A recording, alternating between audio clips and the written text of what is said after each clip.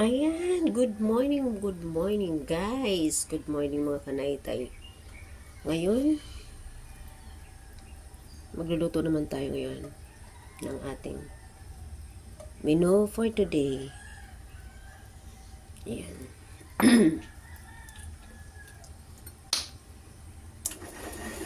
Ating menu for today. Parang feeling ship ha.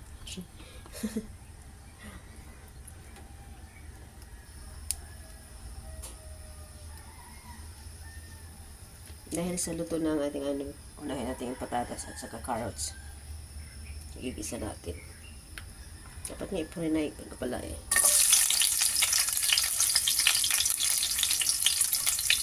Dapat pala ipurinay ko ang ating carrots at patatas.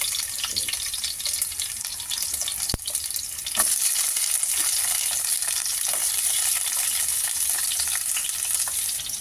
Beef caldereta. Ilagay na natin ang ating beef. Igisa natin. Ilalambot ko na yung siya guys.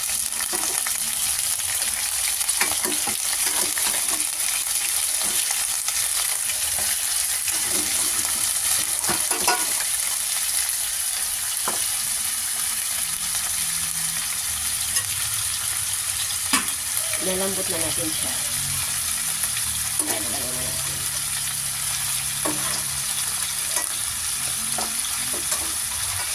Igisa na natin.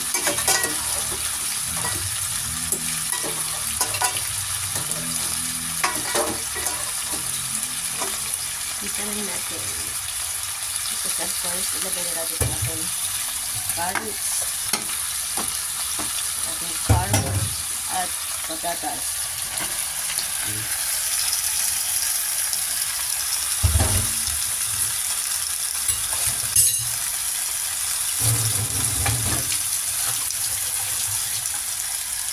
Takipan muna natin ito. Takipan muna natin ito. Takipan muna natin siya para maluto yung ating carrots at patatas. Ito nga guys, ang ating beef caldereta. Well, nalagyan na natin yun ng magic sarap. Pero hindi ko yun sponsor ha. Magic sarap, baka naman. Tapos, siyempre ang ating pampasarap din na good cubes flavor. Tapos, ayan. Lagyan natin yan ng ceiling green. Kasi wala akong bell pepper. Ceiling green na lang guys. Tapos, of course, ilalagay natin ang ating Reno liver spread. Ayan. Ang ating Reno liver spread. Ilalagay na natin yung Reno liver spread. Ilalagay na natin ang ating tomato paste.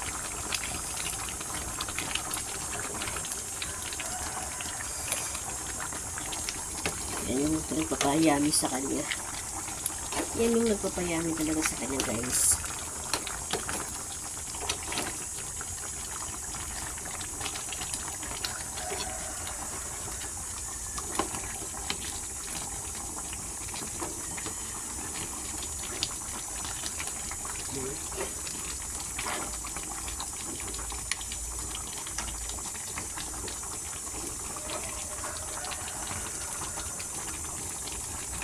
Yan.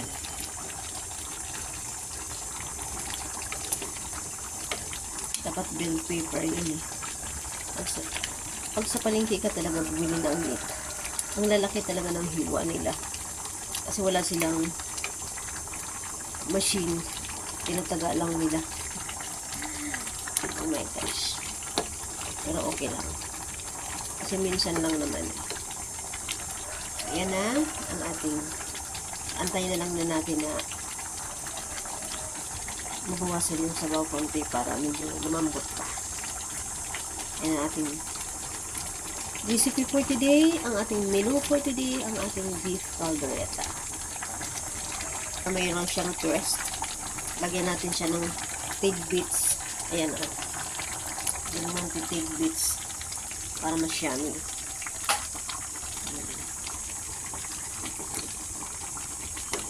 Diba? Mas yummy yan siya, mas yummy.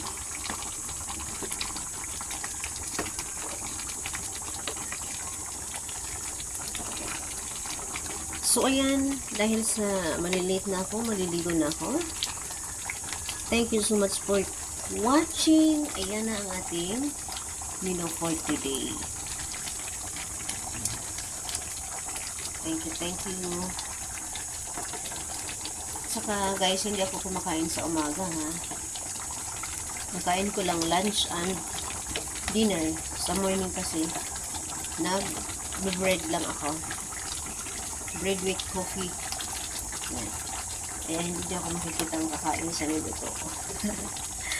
Thank you so much for watching. Ayan na po ang ating homemade. Mas masarap talaga pag lutong bahay, guys. Ating lutong bahay na beef caldereta. Thank you. And don't forget to like and subscribe my YouTube channel.